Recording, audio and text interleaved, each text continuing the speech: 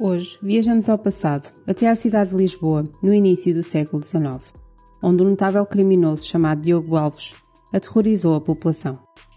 Nascido na pobreza, Diogo Alves virou-se para uma vida de crime e rapidamente ficou conhecido como um ladrão e assassino que operava no aqueduto das Águas Livres. Durante anos, ele atacou vítimas desprevenidas, roubando os seus bens e atirando-as do topo do aqueduto para a morte.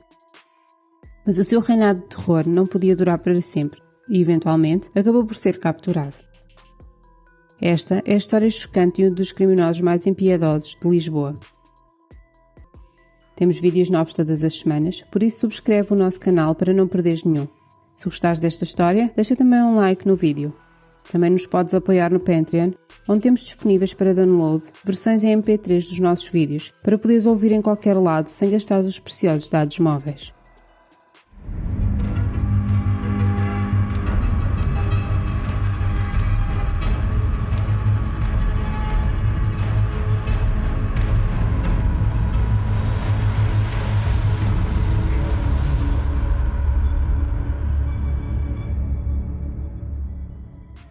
Em 1731, o rei Dom João V deu início às obras de construção do Aqueduto das Águas Livres, em Lisboa, com o intuito de fornecer água potável à capital.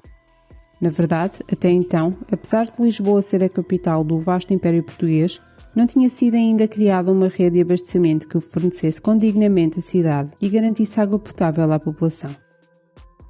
Aqueduto esse, que ficaria totalmente concluído apenas em 1834, devido a atrasos nas obras causados pelo grande terremoto de 1755.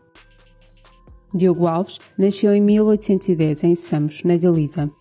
Os seus pais, Anselmo Alves e Rosa Alves, eram pobres, mas honestos trabalhadores do campo.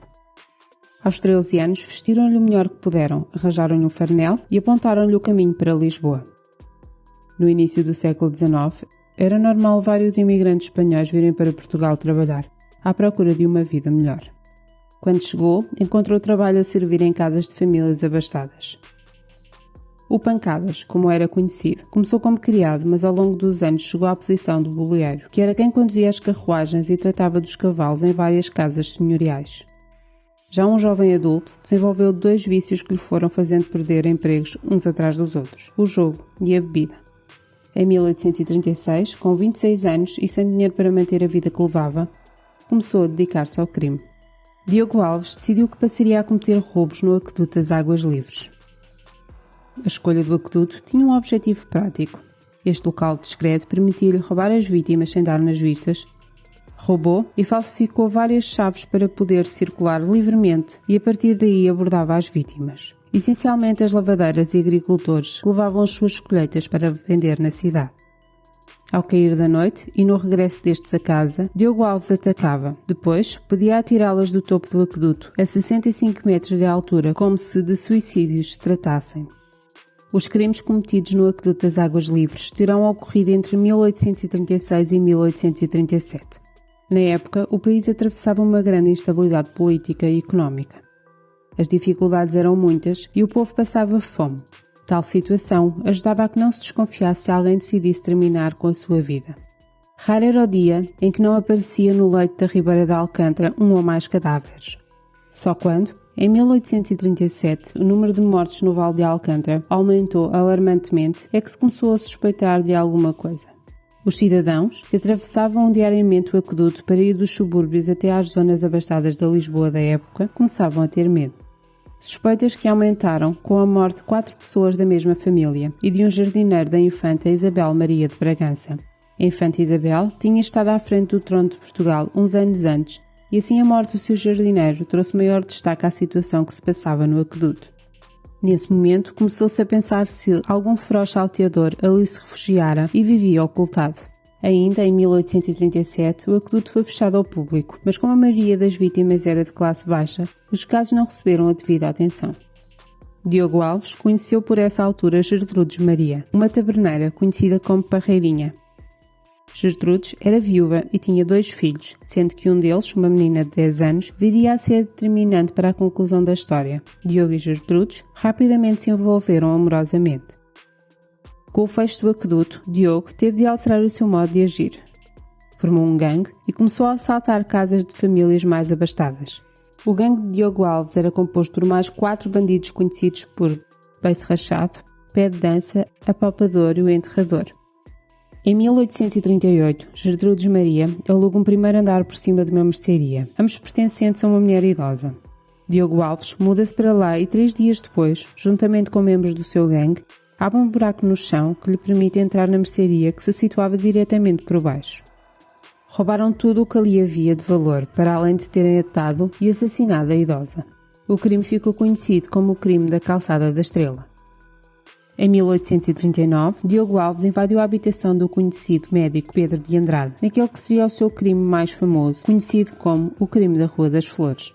Matou o médico e a sua família, mas sem saber muito bem porquê, poupou vários empregados, que o identificaram à polícia, o que facilmente levou a descobrir o autor dos homicídios.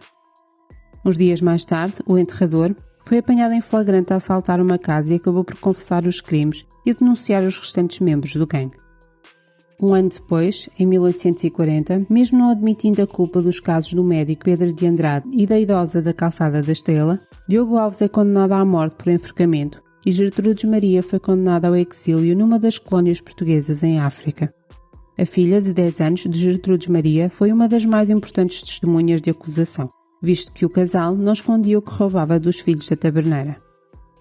Muito embora na história oficial conste que o julgamento não abordou nenhum crime ocorrido no aqueduto, existe um pequeno relato após a prisão de Diogo Alves, em que alguém lhe terá perguntado se nunca teve pena de lançar as pessoas lá do alto do aqueduto para a morte.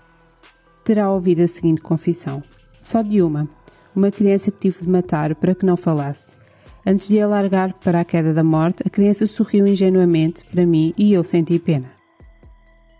Diogo Alves foi enforcado às 14h15 no dia 19 de fevereiro de 1841, no Cais do Tojo. Ele foi uma das últimas pessoas condenadas à morte em Portugal. O destino dos membros do seu gangue não é conhecido.